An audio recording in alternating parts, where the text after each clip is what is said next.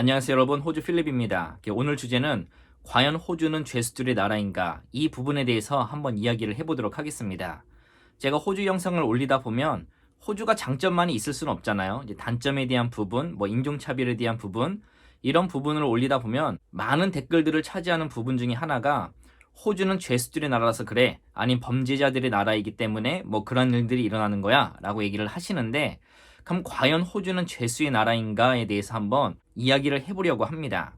이 주제를 알기 위해서는 호주의 역사에 대해서 좀 알아야 되는데, 호주 역사를 처음부터 끝까지 다 다뤄봐도 그렇게 길지가 않아요. 하지만 오늘의 주제에 맞게 호주는 과연 죄수의 나라인가에 대해서 초점을 맞춰서 호주 역사를 잠깐 한번 그 부분만 딱 떼서 보도록 하겠습니다. 원래 이 영상은 제가 채널을 개설하고 나서 얼마 안 있어서 올렸던 영상인데, 그때 정보들이 좀 미비해서 그 부분을 삭제를 하고 다시 이 영상을 찍어서 올려드립니다. 그럼 이 부분에 대해서 한번 하나하나 알아보도록 할까요? 우선 호주에 처음 백인들이 들어온 것은 이제 죄수 선단이 들어온 것이 맞습니다. 1788년 1월 18일 788명의 죄수를 실은 영국 함선이 이제 호주 미지의 땅에 나타나게 됩니다. 선원들을 다 포함해서는 1420명이 영국을 출발했고, 호주에 도착을 했을 때는 1336명으로 줄었으나 항해 도중에 죽은 사람은 예상보다는 훨씬 적었다고 합니다. 영국 포츠머스 항에서 출발해 24,000km를 항해한 끝에 도달한 곳은 호주 동쪽 보타니만이었습니다. 252일을 쉬지 않고 항해를 했지만 이들은 짐도 풀르지 못하고 다시 뱃머리를 돌려야만 했습니다. 보타니만은 물이 얕아 정박하기 힘들었고 식수를 구하기가 어려운 이유였다고 합니다.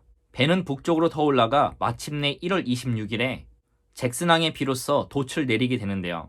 항해를 지휘한 아서 필립 총독은 당시 본국 내무장관 시드니 경의 이름을 따서 이곳을 시드니라 부르게 되었습니다. 영국이 이 수많은 죄수들을 이 호주로 유배시킨 것은 넘쳐나는 죄수들을 수용할 곳이 마땅치가 않아서였다고 하는데요. 산업혁명 이후 도시의 빈민이 급증을 하면서 좀도둑이 들끓었다고 합니다.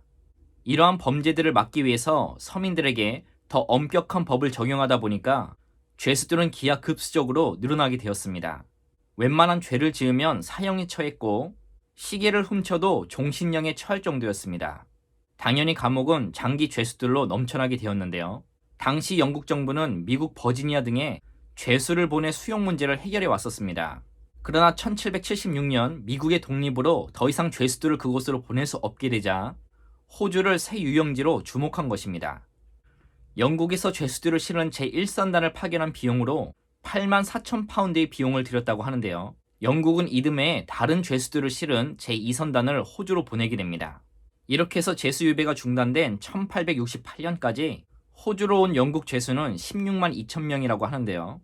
오늘날 호주 인구 약 2,500만 명을 기준으로 했을 때 20% 정도가 이 시기에 도착한 죄수들의 후손이라고 합니다. 초기 호주 정착민들의 삶은 고단의 연속이었다고 합니다. 고향에 돌아갈 수도 있다는 희망도 없이 강제 노역에 시달렸다고 하는데요. 척박한 땅에 씨앗을 뿌리게 되면 더디게 열매를 맺었고 의지할 곳이라고는 본국에서 오는 약간의 생필품 정도였다고 합니다.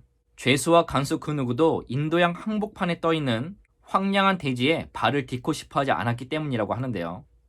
그러나 1851년 시드니 북서쪽 지방에서 금광이 발견되면서 호주는 귀의 땅으로 변모하게 됩니다. 사상 최대 금광이었던 발라락과 벤디고, 빅토리아주에 있죠. 유럽과 미국, 아시아, 세계 곳곳에서 이민자들이 몰려오게 됩니다. 44만 명을 밑돌던 호주 인구가 금광 발견 10년 만에 1861년에 자발적 이민 급증으로 인해서 115만 명까지 불어나게 됩니다.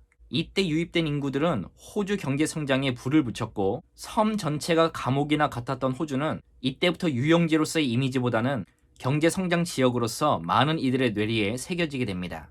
영국의 죄수들이 뿌린 건국의 씨앗에 골드러시와 획기적 농업 기술의 발달로 호주는 드디어 1901년 1월 1일 연방제 국가로 재탄생하게 됩니다. 네, 여러분 이렇게 오늘의 이야기를 들어보시니까 어떤가요?